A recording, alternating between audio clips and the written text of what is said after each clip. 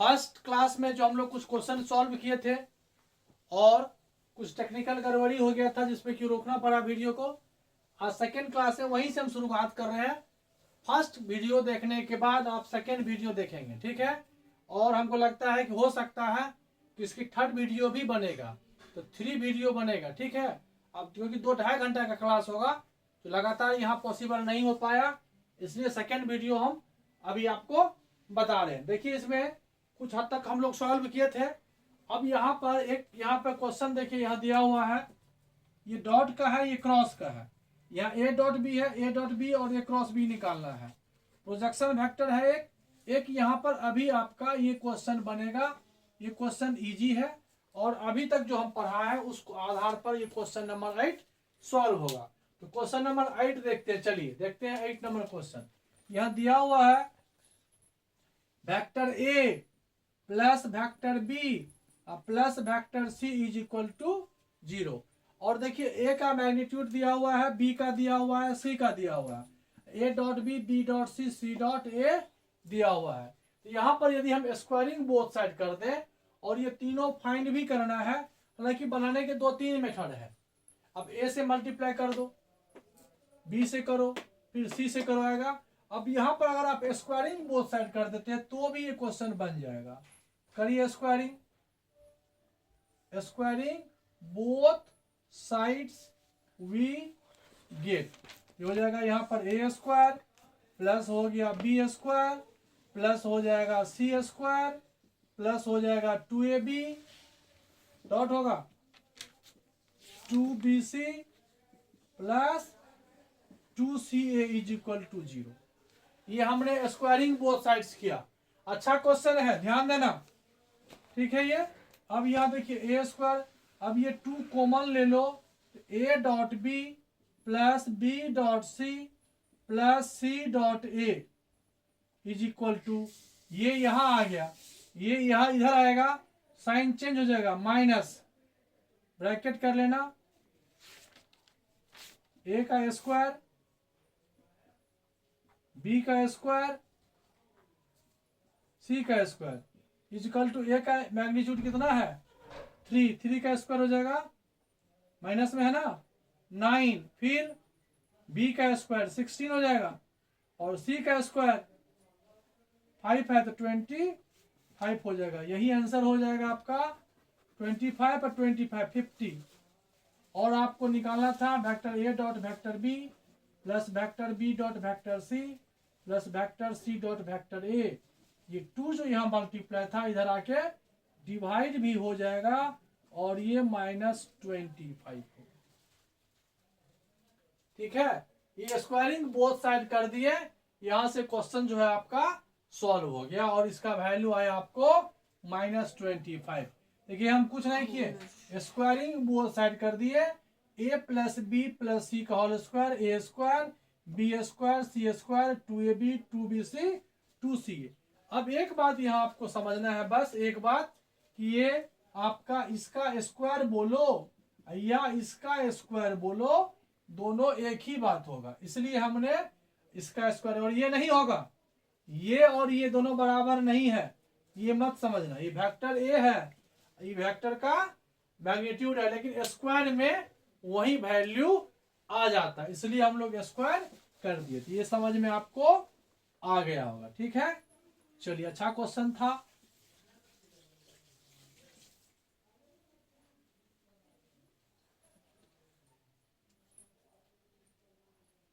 यहाँ पर यहाँ लिख लीजिए, ये क्लास सेकेंड है। चलिए ये आपका हो गया। अब यहाँ से एक बात और आप जान लीजिए, हालांकि डायरेक्शन कोसाइन और रेशियो पानी निकालना। अब यहाँ पर एक बातें आप समझ लीजिए, फिर आपका ये फॉर्मूला हो जाएगा। कोई भी लाइन है, ठीक है, वेक्टर ए है, यह मान लेते हैं a1i है प्लस b1j है प्लस c1k है, ये वेक्टर है। तो इसका डायरेक्शन रेशियो जो पता है आपको, यही होता है a1 b1 c1। Direction cosine में हम लोग क्या करते हैं, इसके मैग्नीट्यूड से डिवाइड करते हैं, मालूम है आप लोगों को। फाइंड भी किए हैं।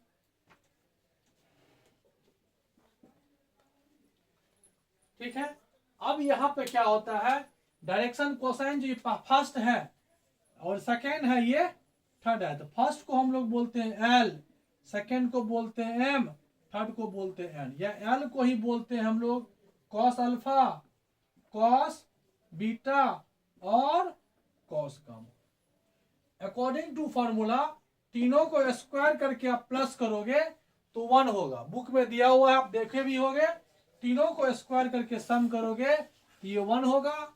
यही यहां लिखे हैं, L is equal to cos alpha, M is equal to cos beta, N is equal to cos gamma, ये हो गया 1। अब यहाँ कॉस को हम अगर साइन में कन्वर्ट करें, ध्यान दीजिएगा, कॉस को यदि हम साइन में कन्वर्ट करें तो कैसे ये सॉल्व होगा।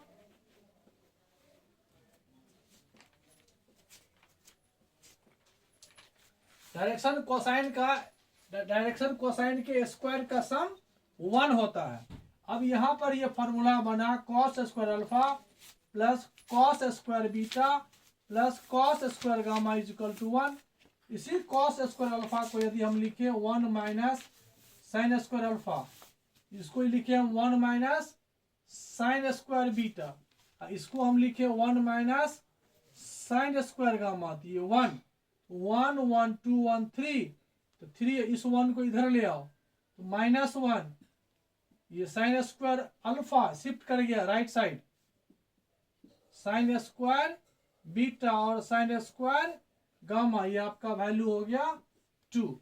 ये 3 फॉर्मूले हैं जो एग्जाम में डायरेक्ट आपको ऑब्जेक्टिव क्वेश्चन का कंसेप्ट क्लियर करेगा। तो ये बात आपको समझ में आ गया कि कैसे हुआ। फिर हम लोग डायरेक्शन कोसाइन पर आएंगे तो फिर उसको बताएंगे। ठीक है, अब देखिए यहां पर एक नया पॉइंट है प्रोजेक्शन वेक्टर, फिर उसके बाद हम लोग क्रॉस प्रोडक्ट पर आएंगे। ठीक है, तो पहले हम लोग सॉल्व कर ले, यहाँ पर प्रोजेक्शन वेक्टर में हम लोग सॉल्व कर ले। अब देखिए यहाँ पर प्रोजेक्शन वेक्टर का मतलब क्या होता है। ये वेक्टर ए है, ये वेक्टर बी है, अब बीच का एंगल थीटा है। बी का प्रोजेक्शन ऑन ए पर देखिए, आप तो लेंथ यहां से यहां कवर किए हैं, आप यहां से जा रहे हो यहां जा रहे हो, ये लेंथ ज्यादा है। हाँ, इसका प्रोजेक्शन ए के अबाउट यही डिस्टेंस हुआ, ऑब्वियसली ये डिस्टेंस लेस है, ये ग्रेटर है और ये लेस है, तो इस डायरेक्शन को हम इस डायरेक्शन में चेंज कर रहे हैं, उसी को लिख रहे हैं हम लोग प्रोजेक्शन। ध्यान दीजिएगा, ये फॉर्मूला है प्रोजेक्शन ऑफ वेक्टर बी, ये फॉर्मूला है projection of vector A on B, ये हो जाता है vector A dot vector B on B ना, तो बी पर ये इस तरह से हो जाता है। बस सेम क्वेश्चन है। तो प्रोजेक्शन ऑफ वेक्टर ये, इसको मान लीजिए ए ऑन, इसको मान लीजिए बी। तो यहां पर आप क्या करो, vector A dot vector B पहले निकालो, A dot B I 1 2 into 1 -1 into -2 1 into 1 2 + 2 + 1 5 हो गया। तो projection vector of A on B हो जाएगा दोनों का डॉट 5 बाय ऑन बी, इसका मैग्नीट्यूड हो जाएगा ये 1 का स्क्वायर 1 -2 का स्क्वायर 4 और 1 का स्क्वायर 1, तो 5/√6, ये हो गया आपका आंसर। तो projection vector of A on B आपको समझ में आ गया होगा। चलिए 9 नंबर क्वेश्चन भी आपको समझ में आ गया। चलिए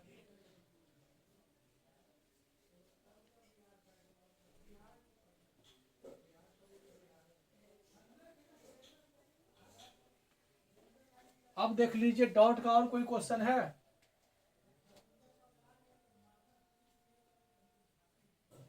आईजे के direction cosine direction ratio, line इतना आर, लैंड का क्वेश्चन है नहीं है। अब देखिए यहाँ पर डॉट का कंसेप्ट आपका क्लियर हो गया। अब सेकेंड पॉइंट आपको हम लिख रहे हैं vector A cross vector B, इसका फॉर्मूला होता है vector A cross vector B. यहाँ लिखो फॉर्मूला। तो vector A cross vector B equal to होता है मैग्नीट्यूड ऑफ ए बी, और बीच का एंगल होता है साइन थीटा, एक यूनिट वेक्टर होता है एन। इसका मतलब हुआ कि cross product of two vector is scalar, sorry vector. ये यूनिट वेक्टर हो गया। अब यहां पर समझने वाली बात क्या है, ये वेक्टर ए है, ये वेक्टर बी है, और ये जो यूनिट वेक्टर है ये दोनों पे परपेंडिकुलर है। देख लीजिए, मतलब दोनों को मल्टीप्लाई करते हैं हम ए टू बी, तो बीच पर ये जो है इसका मैग्नीट्यूड, जो इसका रिजल्टेंट जो है, ये रिजल्टेंट का डायरेक्शन ये है, रिजल्टेंट का डायरेक्शन जो है इधर आएगा, परपेंडिकुलर है दोनों पे, बोथ ए एंड बी पे, और बीच का एंगल हो गया आपको थीटा, ये हो गया साइन थीटा। यहां पर जो हम साइन थीटा का वैल्यू निकालने जाएंगे, तो sine theta is equal to होता है vector A cross vector B का मैग्नीट्यूड बाय ए और बी, ठीक है। और यहाँ पर यूनिट वेक्टर जो निकालने की कोशिश करेंगे, इसका वैल्यू हो जाएगा vector A cross vector B का magnitude, vector A cross vector B, इसी का डिवाइड होगा vector A cross vector B का मैग्नीट्यूड। बस ये बातें याद रखना है। इसमें कुछ प्रॉपर्टीज देखिए क्या है, समझ में आ जाएगा, अभी सर्वे किए हैं। चलिए इसमें याद क्या करना है, इस तरह से आप देखिए आई जे के, इस तरह से याद कर लीजिए आई जे के। वैसे समझने के लिए आप यहाँ पर आई क्रॉस आई करिए, इस फॉर्मूला पर सेट कीजिए, आई का मैग्नीट्यूड, फिर जे का मैग्नीट्यूड, फिर बीच का एंगल साइन 90 हो जाएगा, ए क्रॉस बी हो गया साइन 90 डिग्री, और ए आई और आई है, सॉरी आई और आई जब होगा तो बीच का एंगल होगा 0 डिग्री, 1 1 साइन 0 0 मतलब 0। इसका मतलब है यहाँ क्रॉस में जब दोनों का वैल्यू सेम होता है तो वो 0 हो जाता है। अब यहां पर देखिए एक फॉर्मूला आपका, एक फॉर्मूला आपका यहां से आएगा, I cross I is equal to J cross J is equal to K cross K, ये हो जाएगा 0। सेम में यहाँ 0 हो गया। डिफरेंट में जाओगे, आई क्रॉस जे, देखिए आई का फिर जे का, बीच में एंगल साइन 90 डिग्री, और आई और जे का जो डायरेक्शन होगा के रिस्पेक्ट होगा, क्योंकि आई जे और के तीनों म्यूचुअली परपेंडिकुलर है। तो आई जे परपेंडिकुलर है या नहीं भी है तो इसका मैग्नीट्यूड के तरफ होगा, 1 1 1 और के, मतलब आई जे का जो रिजल्टेंट है वो के देगा। तो इस प्रकार से आई जे के देगा, तो जे और के क्या देगा, के आई क्या देगा, आई के क्या देगा। इसको बेहतर ढंग से समझने के लिए हम लोग क्या करते हैं, इस तरह से एक सर्कल बनाते हैं। ध्यान दीजिएगा, इस तरह से एक सर्कल बनाते हैं, यहाँ आई लिखे, यहाँ जे लिखे, यहाँ के लिखे, एंटी क्लॉकवाइज डायरेक्शन है। अब आई क्रॉस जे क्या हुआ, के, आई जे के, फिर जे मल्टीप्लाई जे क्रॉस के आई, के क्रॉस आई जे, ये 3 बातें होती है। अब यहां पर अगर हम जे क्रॉस ए की बात करें, जे क्रॉस आई की बात करें, देखिए यहां पर ये जे हुआ ये आई हुआ, पहले जे होगा फिर आई होगा। अब बीच का एंगल देखिए, जे और क्रॉस आई हुआ ना, यहां पर जो एंगल हो जाएगा आपका, ध्यान दीजिएगा, ये वेक्टर ए है, ये वेक्टर बी है, बीच का एंगल थीटा है, तो ए टू बी में थीटा आएगा। अब बी टू ए में आपका आ जाएगा 360 माइनस थीटा, 360 माइनस थीटा आ जाता है, जिसकी वजह से ये आपका एंगल जो हो जाएगा साइन 90 नहीं होकर के साइन 370, साइन 270 डिग्री का एंगल आ जाता है। और ये के होगा तो जे आई हो जाएगा, तो ये हो जाएगा 1 1, और इसकी वजह से ये -1 हो जाएगा, और ये आपको माइनस के देगा। तो यहाँ पर एक फार्मूला होता है, तब यहाँ पर आप ये जान गए, ये समझ में आ गया ना आपको। अब इसको हम डिलीट कर देते हैं, यहाँ आपको फार्मूला बना देते हैं जो आपको याद रहेगा। ये फार्मूला यहाँ हो गया, जब जे को आई से क्रॉस करेंगे, आई जे के हुआ, आई जे के, तो जे आई अपोजिट डायरेक्शन है तो माइनस के, फिर आई और क्रॉस के, आई के तो माइनस जे, फिर यहां पर हो जाएगा के और जे तो माइनस आई। ये पॉजिटिव डायरेक्शन और ये निगेटिव डायरेक्शन हो गया। ये हो गया एंटी क्लॉकवाइज, ये हो गया क्लॉकवाइज। ठीक है, इसमें निगेटिव होता है। यहां पर एक बात और आप समझ लिए, यहां पर एक बात आपको समझ में आ गया होगा, A dot vector B is equal to B dot vector A, ये इक्वल होता है, जबकि क्रॉस में A cross B is not equal to B cross A. तो क्या होता है, तो A cross B is equal to minus B cross A होता है। अभी आप सामने में भी देख सकते हैं। तो इस टाइप का क्वेश्चन जो है आपको समझ में आ गया होगा। ये क्वेश्चन जो है इस प्रकार से आपको सॉल्व करना है, लेकिन दिया हुआ है यहाँ ए बी निकालना है, ए क्रॉस बी निकालना है, मैग्नीट्यूड निकालना है, ए बी ए, ये नोट, ये तीनों हम बता दिए आपको। ये होता है, ये भी होता है, ये भी होता है, ये तीनों होता है। सिर्फ आपको यहाँ पर हम क्रॉस मल्टीप्लिकेशन करना सिखाएंगे कि कैसे क्रॉस किया जाता है। इसको बनाने का एक बेहतर तरीका है डिटर्मिनेंट मेथड। क्या होता है डिटर्मिनेंट मेथड, चलिए देखते हैं हम लोग।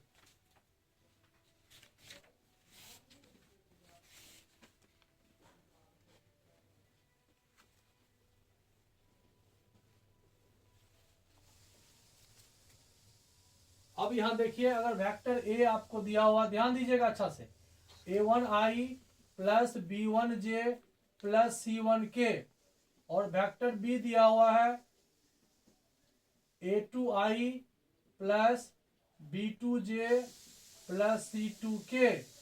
तो vector A cross vector B is equal to, इस तरह से डिटर्मिनेंट का साइन दे दो, i j k, a1 b1 c1 a2 b2 c2। अब देखिए डिटर्मिनेंट का क्वेश्चन है, यहां तक तो ठीक है। अब इसको सॉल्व, अगर यदि डिटर्मिनेंट आपको आता है तब तो आपको समझ में आ जाएगा, नहीं आता है तो समझने की कोशिश कीजिए। इसको सॉल्व कैसे करते हैं, सबसे पहले यहां आई लिख लेंगे, फिर माइनस जे, फिर प्लस के। ठीक है, आई में देखिए क्या करेंगे, इस रो और कॉलम को डिलीट कर दीजिए, तो b1 c1 b2 c2। जे में जे को कॉलम और रो कैंसिल कर दीजिए, a1 c1 a2 c2। के में के को खत्म कर दीजिए, हो जाएगा a1 b1 a2 b2। अब यहां से हो जाएगा i b1 c2 minus b2 c1 minus J a1 c2 minus a2 c1 plus के a1 b2 minus b1 a2। अब इसको अच्छे से समझने के लिए हम इस पर एक क्वेश्चन लिख रहे हैं। देखिए ये क्वेश्चन आपको दिया हुआ है, यहां vector A cross vector B दिख रहा है ना, यहां तक आ रहा है ना। चलिए ए क्रॉस बी आपका हो जाएगा, आई में देखिए यहाँ पर ए कितना है, आई 7j 7k। पहले यहाँ आई जे और के लिख लीजिए, इसका कोफिशिएंट यहाँ 1 है, -7 है और 7 है, 1 -7 और 7 लिख लीजिए। बी का है आपको 3 - 2 2, 3 - 2 और 2। अब इसी फॉर्मूला के तहत इसको सॉल्व कीजिए। देखिए आई लिखे, ये रो देखिए, ये रो और ये कॉलम को ढक दीजिए, ये और ये ढक गया, इसका मल्टीप्लाई इधर से पड़ जाता है, -7 × 2 तो -40, रूल से माइनस, फिर 7 - - +2 14 हो गया। फिर माइनस जे, ये और ये गया, ये row column, 2 into 1 2 minus 3 into 7 plus K, ये रो ये कॉलम और ये रो कैंसिल, तो हो जाएगा -2 into 1 -2 3 into -7 minus minus plus, बस यही जो है आपका आंसर आएगा। ये तो 0 हो जाएगा, 0 इंटू आई, 2 इंटू -21 -19 प्लस 19 जे प्लस 19 के, ये आपका वैल्यू हो गया ए क्रॉस बी। और कह रहा है कि ए क्रॉस बी का मैग्नीट्यूड हो जाएगा 0 का स्क्वायर प्लस 19 का स्क्वायर प्लस जो भी हो जाएगा 19 का स्क्वायर कितना जाएगा 381,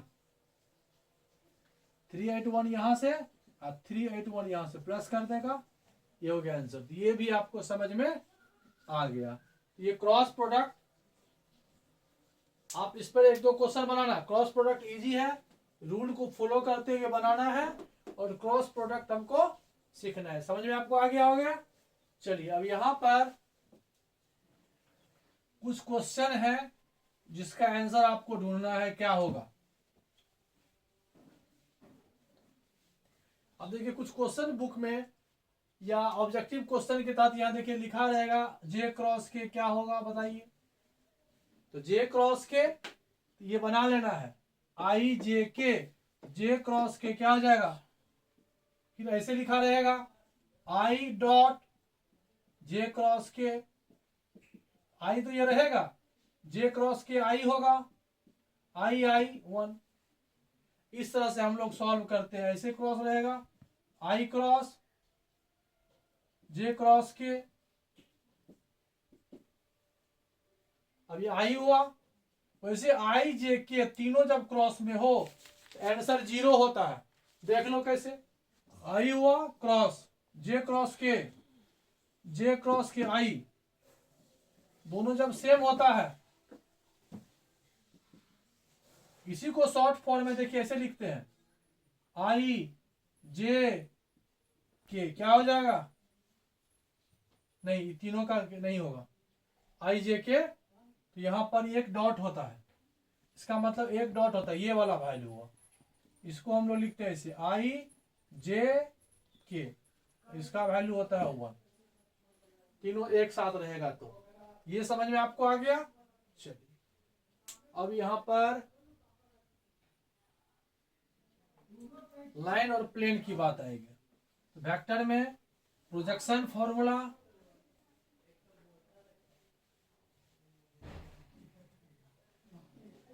अब आपको यहां पर अब यहां देखिए क्वेश्चन नंबर 10, ये भी उसी का था। अगर दो वेक्टर कोई भी हो क्रॉस में हो, जब कोई दो वेक्टर क्रॉस में हो तो इस ये रूल लगेगा और ये 0 dot B is equal to 0, ये आपका आंसर हुआ। 11 नंबर क्वेश्चन भी आपको समझ में आ गया हो गया। आई डॉट जे यहां देखिए 0 आई क्रॉस जे के, ये भी आपको समझ में आ गया। ये तीनों क्वेश्चन जो है ये इस तरह से हो गया। तो वेक्टर का जो क्वेश्चन था, वेक्टर का जो क्वेश्चन है, ऑब्जेक्टिव क्वेश्चन जो वेक्टर में है, लगभग हम आपको सॉल्व कर दिए। अब ये जो क्वेश्चन है ये लाइन और प्लेन का है। किसका है, लाइन और प्लेन का। दो बातें और हम आपको समझा देते हैं।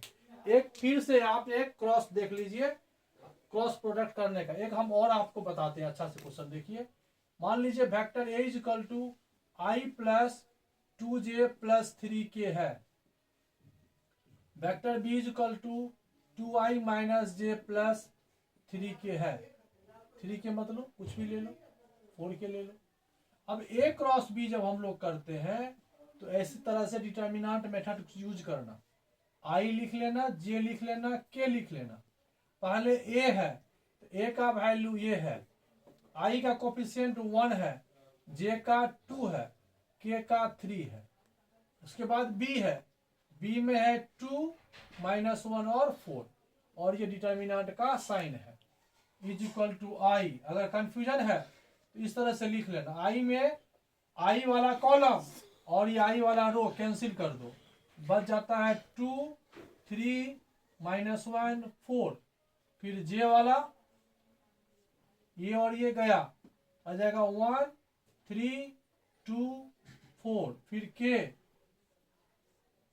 हो जाएगा 1 2 2 -1। अब रूल से देखिए 4 का मल्टीप्लाई 2 से होगा तो 8 माइनस 3 इंटू -1 -3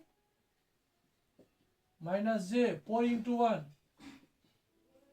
प्लस के -1 इंटू 1 -1 -4 8 3 6 -4 -2 प्लस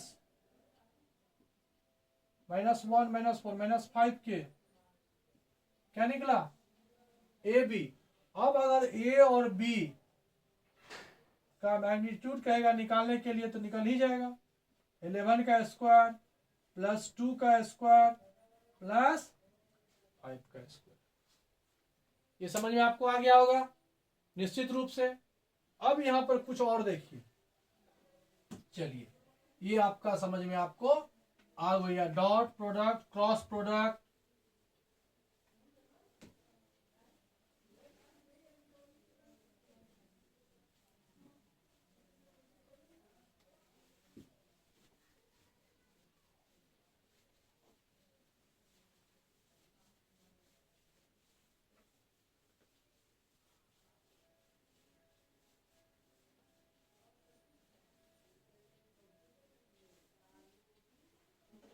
अब यहां पर देखिए 3D चैप्टर का जो बेसिक कंसेप्ट है उसके आधार पर क्वेश्चन देखिए। फिर हम लोग स्ट्रेट लाइन और प्लेन, हो सकता है तो स्ट्रेट लाइन और प्लेन का जो भी ऑब्जेक्टिव क्वेश्चन है एक साथ एक वीडियो में हम आपको बताएंगे।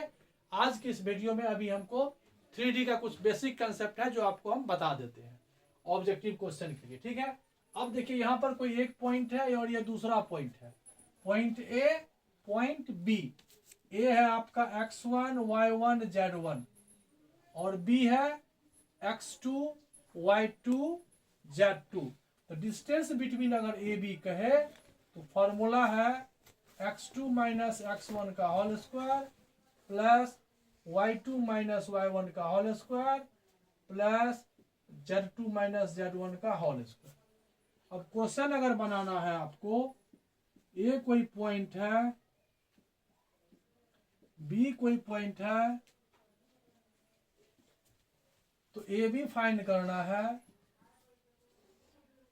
2 minus minus plus 3 3 minus 0 4 minus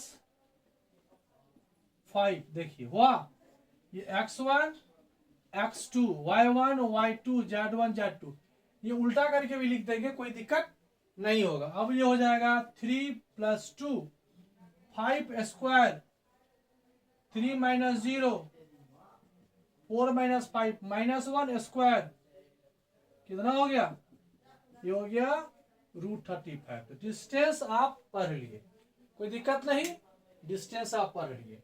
अब इसी में अगर हम ये लिखें, अब इसी को वेक्टर में अगर हम लिखें ए बी, अगर ए बी लिखे तो हो जाएगा।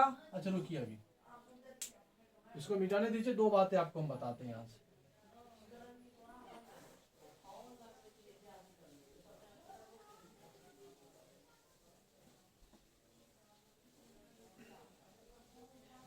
अब यहां दो पॉइंट है, ए का पोजीशन वेक्टर ओ ए हो गया x1i y1j z1k, बी का पोजीशन वेक्टर हो जाएगा O B x2i y2j z2k, vector A B हो जाएगा O B minus O A x2 minus x1 i y2 minus y1 j z2 minus z1 K. अब देखिए यहाँ A B हम यहाँ तक पढ़ चुके हैं, कितना बार पढ़े, ए बी हुआ। अब यहाँ पर हो जाएगा direction ratio of vector A B, ये हो जाएगा x2 minus x1 y2 minus y1 और Z2 माइनस, अब डायरेक्शन कोसाइन की जहां तक बात है ऑफ वेक्टर ए बी, तो ये x2 माइनस x1 ही होगा, और इसमें ए बी का जो मैग्नीट्यूड होगा उससे हम लोग इसको डिवाइड कर देंगे, इसका स्क्वायर का रूट पता है आपको। चलिए हो जाएगा y2 माइनस y1, और इसका ए बी का हम ये फाइंड करना सिखा चुके हैं आपको। दो बातें आपको यहां समझ में आ गया। कोई भी एक लाइन है उसका डिस्टेंस फार्मूला क्या होगा, डिस्टेंस क्या होगा, कोई दो वेक्टर है उसका डायरेक्शन रेशियो, डायरेक्शन कोसाइन क्या होगा। इसी के आधार पर हम एक क्वेश्चन लिखते हैं तो समझ में आपको आ जाएगा। ये लाइन है, ए का कोऑर्डिनेट हो गया 1 2 3, बी का ले लो 2 माइनस 1 और 4, तो वेक्टर ए बी हो जाएगा बी माइनस ए, 2 minus 1 1, minus 1 minus 2 minus 3, 4 minus 3 1, ये भी हुआ।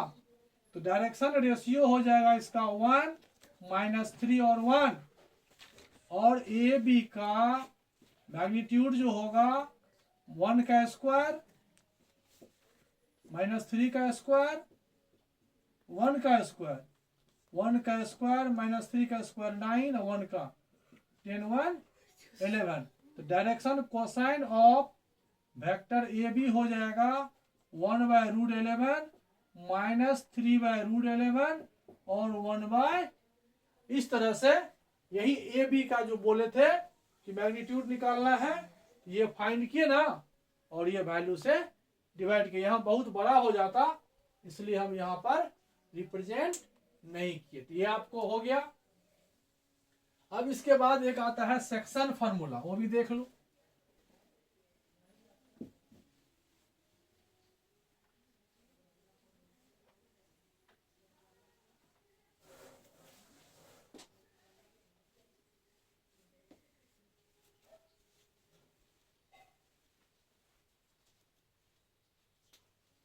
अब देखिए यहां पर सेक्शन फार्मूला क्लास 11th में भी पढ़े थे।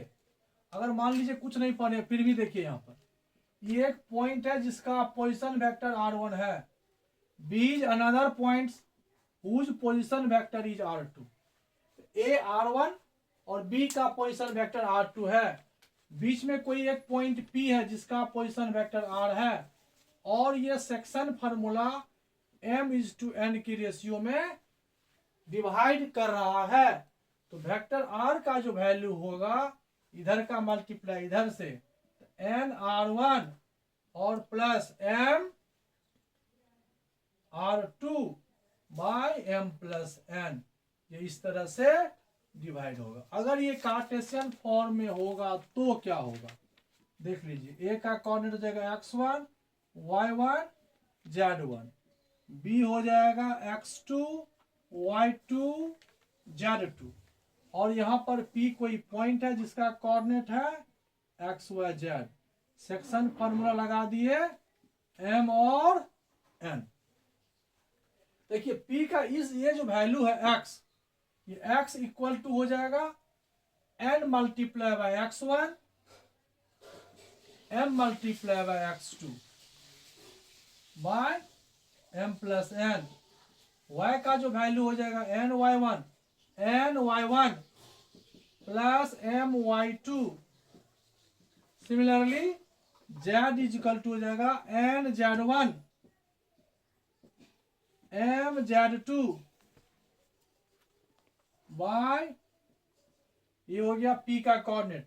आराम से अगर हम लोग लिखेंगे nx1 plus mx2 by m plus n, ऐसे ही कमा दे के लिख देंगे।